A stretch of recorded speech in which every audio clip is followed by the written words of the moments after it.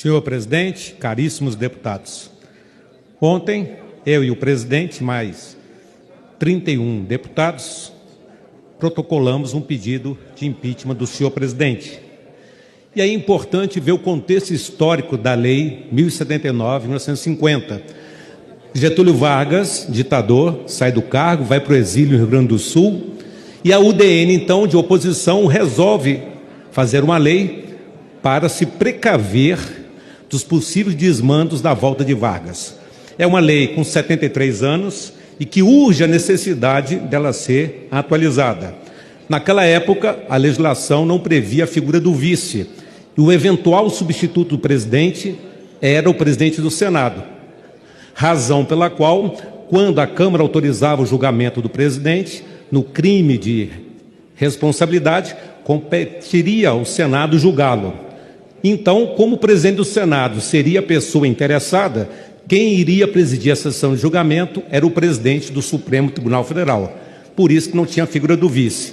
E em razão disso, então, desde aquela época, compete ao Senado julgar os ministros do Supremo nos crimes de responsabilidade e compete aos ministros do Supremo julgar os senadores.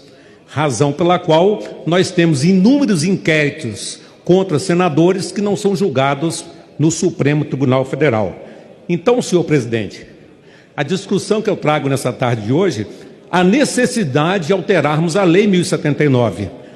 É inadmissível que o presidente do Senado Federal, de maneira monocrática, decida sozinha sobre os inúmeros pedidos de impeachment feitos em relação aos ministros do Supremo. Cabe alteração da lei para que, uma vez negado o pedido do presidente do Senado, caiba recurso ao plenário do Senado para reverter a decisão do presidente do Senado. Em contrapartida, nós vimos no passado recente as barbaridades que foram feitas no julgamento do impeachment com o presidente Dilma, quando ela foi afastada do cargo e não ficou inabilitada para os seus direitos políticos.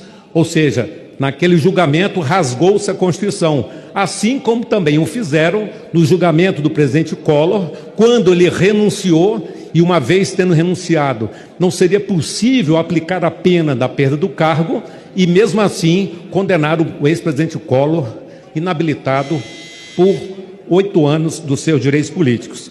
Então, senhor presidente, quero cumprimentar os 33 deputados que protocolaram o pedido, em face aos crimes de responsabilidades cometidos pelo presidente, os ataques às instituições no combate à corrupção e, principalmente, a ameaça que foi feita em relação aos membros do Poder Legislativo, contrariando, assim, a Constituição e também a Lei 1079. Peço a ajuda do deputado André para que nós possamos mudar a Lei 1079 de 1950. Muito obrigado.